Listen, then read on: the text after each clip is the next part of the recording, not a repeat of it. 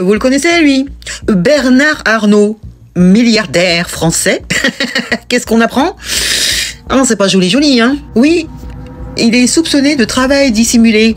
Oh, c'est son ancien cuisinier qui l'a attaqué au prud'homme. Oh, ça fait mauvais genre, ça, hein? Donc, Bernard Arnault a été convoqué ce 15 avril au prud'homme, à Paris.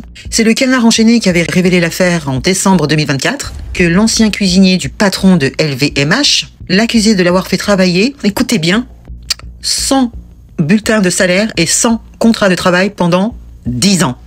C'est pas ouf, ça? Et en prime, avec des semaines à rallonge, sans être payé. Incroyable. Ce cuisinier avait été embauché officiellement comme maître queue, excusez-moi du terme, hein, c'est comme ça que ça s'appelle, chez Dior, l'un des plus prestigieux fleurons du groupe LVMH. Selon le Canard enchaîné, qu'est-ce qu'on apprend? Que, en plus de tout ça, il l'avait donc pris pour mitonner des bons petits plats à la famille, toute la famille de Monsieur Arnault. Normal. Il était payé, écoutez bien, des semaines à 100 €. Vous imaginez? Attends, et les horaires aussi. À partir de 6h30 du matin jusqu'à 10h30, pour préparer les petits déjeuners, il fallait qu'il soit au garde à vous, etc. Parce que j'ai pas la suite de l'article. Mais c'est pas une dinguerie. Attends, c'est pas fini. Donc, comme je vous disais au début de la vidéo, il a été convoqué le 15 avril pour s'expliquer au prud'homme. Sauf que, miracle! Eh bien, figurez-vous que une transaction a été discrètement conclue entre les deux parties. Voilà. Donc, ça s'arrête comme ça. Ah, ouais! Donc, d'après ce qu'on comprend, l'audience n'aura pas lieu puisqu'ils se sont entendus. C'est dommage parce que ça aurait fait mauvais genre, ça aurait fait couler beaucoup d'encre dans les médias et dans la presse.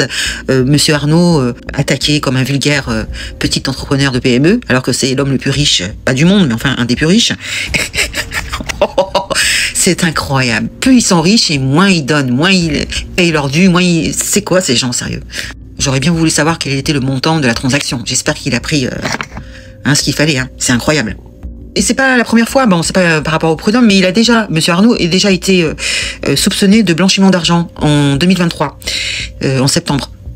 C'est une affaire qui date, mais ce qui m'embête, moi, dans cette histoire, c'est qu'on n'a toujours pas de news. Hein? On apprend dans cette affaire qu'il était en relation avec un Russe, un homme d'affaires russe, Nicolas Sarkissov. Ça serait donc une transaction liée à des propriétés situées à Courchevel, vous savez, la station de luxe, hein, en France. Donc, on apprend qu'en 2018, à Courchevel, il aurait acheté donc une série de propriétés par le biais de sociétés intermédiaires. Un truc assez louche. Mais on apprend que l'acheteur final s'est avéré donc Monsieur Arnault. On apprend que le directeur général de LVMH aurait versé à Sarkissov environ 20 millions d'euros pour posséder les biens, tandis que Sarkissov aurait réalisé un bénéfice d'environ 2 millions d'euros sur les transactions. Bon, un truc assez louche, on comprend pas très bien, parce que c'est Sarkissov qui a acheté les biens, et au final, c'est Monsieur Arnault qui possède les biens. Mais on sait pas comment ça s'est passé. Donc il y avait une enquête, mais depuis 2023, pas de news. Eux, ils disent qu'ils ont respecté la loi. Hein. Incroyable. Donc ce Russe aurait acheté donc 14 biens immobiliers, via un montage complexe de sociétés en France, au Luxembourg et à Chypre. Déjà, ça sent mauvais. C'est des paradis fiscaux, hein, le Luxembourg et Chypre. Donc, ouais, ça sent mauvais, quoi. Et c'est donc les enquêteurs de Tracfin, je ne sais pas si vous connaissez cet organisme, qui ont donc commencé à s'occuper de cette affaire en 2022. Et on est toujours là, en 2025. Qu'est-ce qu'on a comme news sur cette affaire? Rien. Que dalle.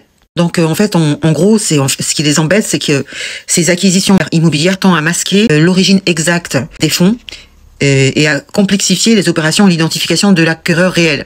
Ah oui, parce qu'au départ, c'est ce Russe, et puis finalement, c'est Bernard Arnault qui possède tous ces biens. Il avait aussi agrandi son hôtel Cheval Blanc, là. Je sais pas si vous connaissez. Dans cette histoire, il y a aussi cette histoire de Cheval Blanc, là, de cet hôtel.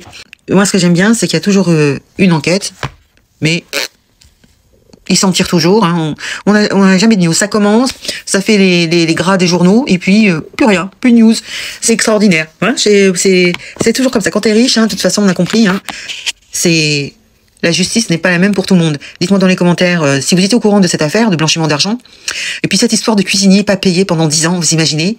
Comment c'est possible? 10 ans sans bulletin de salaire, sans contrat, sans rien, avec des semaines à rallonge, à se lever tôt, à se coucher tard, et être au garde à vous avec tous ses proches, Monsieur Arnault, hein, qui devait mitonner des bons petits plats pour eux.